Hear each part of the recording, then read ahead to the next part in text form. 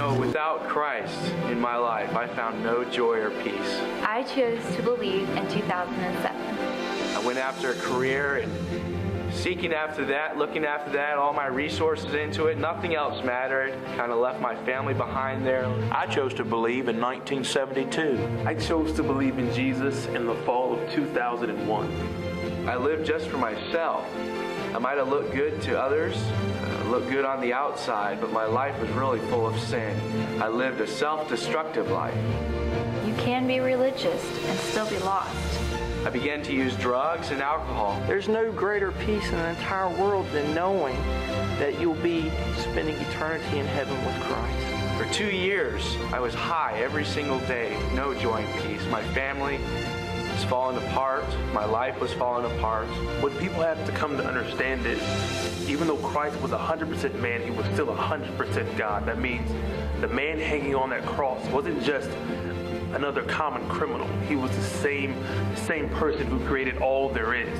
He was there at the beginning of time. Just because you've been a good person, just because you've given to charity or you've given to your local church or you've volunteered for something, that will not get you to heaven. The Bible says in Romans that for all have sinned and come short of the glory of God. For all have sinned and come short of the glory of God. That means God has a standard of holiness and righteousness that we just can't meet by ourselves. However, in Romans 5, verse 8, that same book, it says that God commended or demonstrated his love toward us in that while we were yet sinners, Christ died for us. I read a book that told about the gospel, told about what Jesus had done. That means, yes, we're sinners, but God loved us enough to send his son to die for us anyways. That's how much he loved me. That's how much he loves you.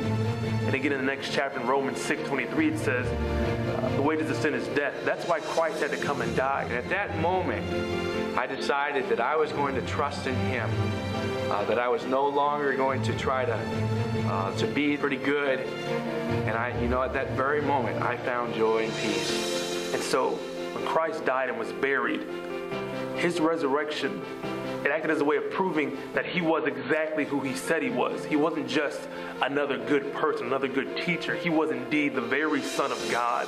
One of the things that struck me when I was first saved immediately was the love that the Lord had for me.